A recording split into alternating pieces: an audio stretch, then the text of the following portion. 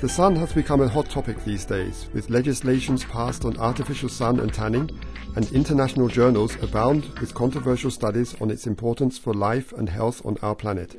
500 photobiologists from all over the world discussed the topic during 5 days of their annual conference, ICP, in Dusseldorf, Germany.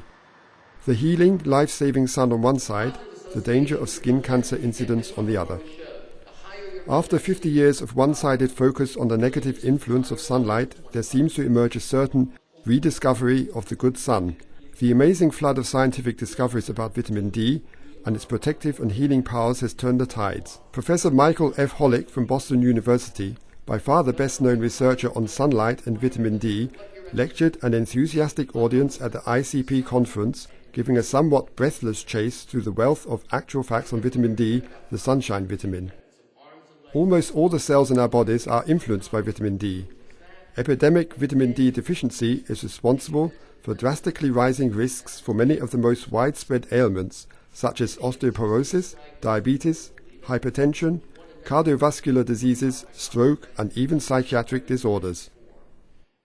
Holick's advice to the general public: more sun, but with moderation.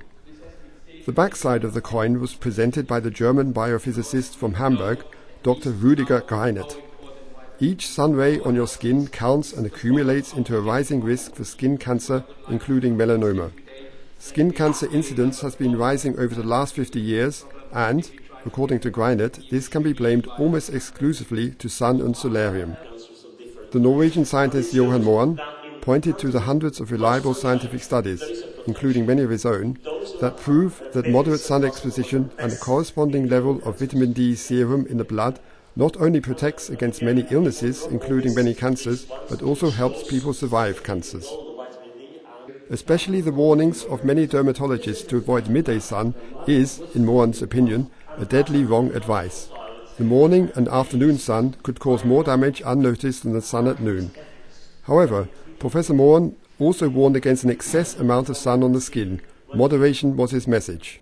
Professor Michael Holick, doyen of UV and vitamin D research after 30 years of uphill battle for recognition in the scientific community, focuses on the problem. 50% of the world's population is vitamin D deficient, and we believe that it has serious health consequences for both children and adults alike.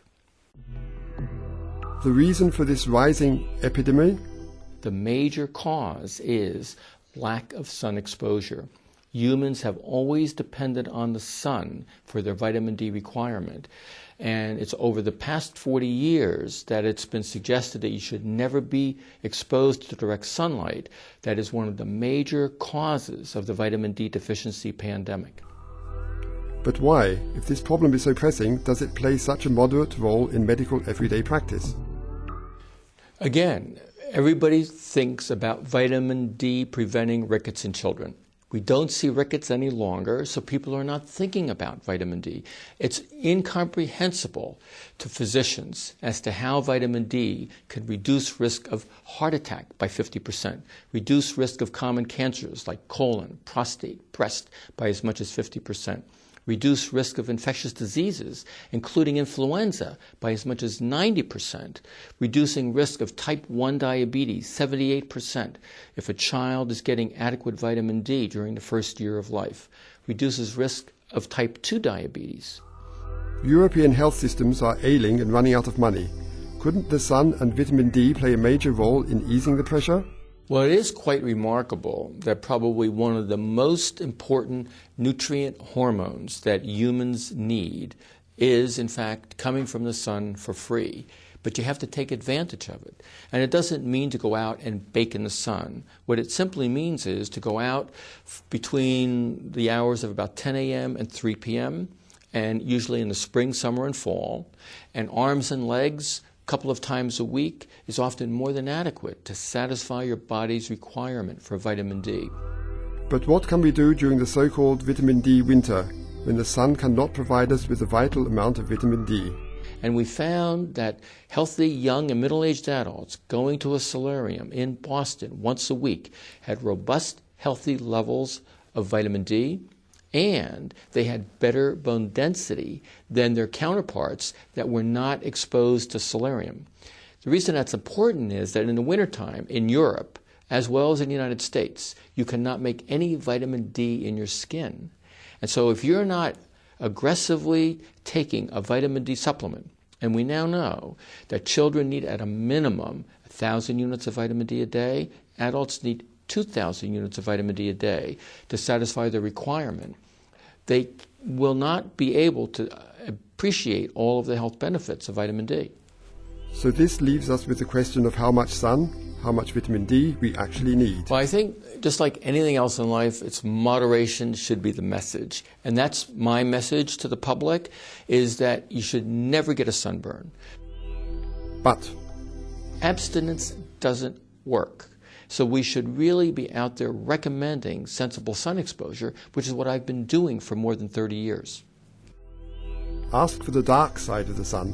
Its power to cause skin cancer, particularly melanoma, the deadliest form of skin cancer. But in my opinion, there is no credible evidence that sensible sun exposure will increase your risk of melanoma above and beyond what is the general rate of melanoma risk in the population.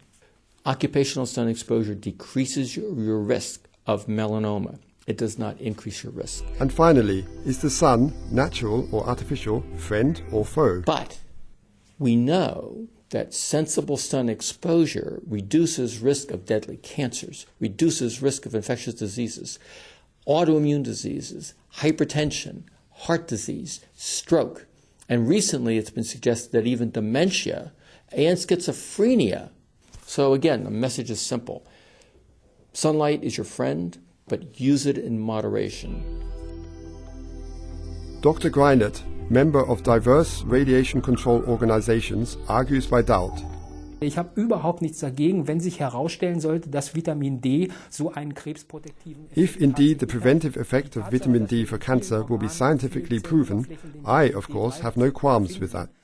The fact that we find a vitamin D receptor at many cell surfaces seems to suggest a much greater role of vitamin D than just bone and bone density.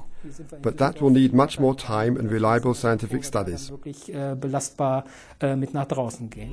He defends himself against accusations of partisanship and one-sidedness. Wir haben wirklich nicht gesagt, also die Leute sollen noch weniger in die Sonne gehen, sondern wir haben gesagt, dass We never advise people to stay out of the sun. We tell the people to no longer expose themselves to the sun than necessary, to get all the sun the body really needs. erzielen kannst. Und das ist diese berühmte Viertelstunde oder sowas, die wir dann sagen, dann kann man draußen spazieren gehen in der Mittagssonne und dann wird man sein Vitamin D für diesen Tag dann auch schon bekommen.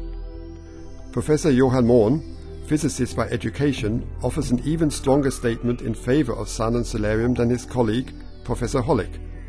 In his research, he and his colleagues discovered the life-saving capacity of the sun and vitamin D. What we have found is that about 13 of the most important internal cancers are related to the low vitamin D status. So a low vitamin D status is a risk factor for these. The sun can definitely make skin and melanomas, and it can protect against them. So it is a dual effect in a way. Because a proper sunbed, used properly in the winter, would be an absolutely good thing. I think it's good for us who originate from the equator, where you get vitamin D throughout the year. Probably people there have a flat vitamin D level, not like us, up and down with the season. I think the best for the body is to have a stable level throughout. And the way to achieve that would be to have proper sunbeds used properly in the winter. And what about sunbeds? Are they part of the problem or rather a part of the solution? Both, I think, both. Because a proper sunbed, used properly in the winter, would be an absolutely good. The best for the body is to have a stable level throughout. And the way to achieve that would be to have proper sunbeds used properly in the winter. In other words, it is scientific state-of-the-art that sunbeds can contribute to maintaining an adequate vitamin D level all through the year, particularly in vitamin D winter. Professor Mohn's advice: get more sun, irrespective of source, but take only a rationally controlled, healthy dose.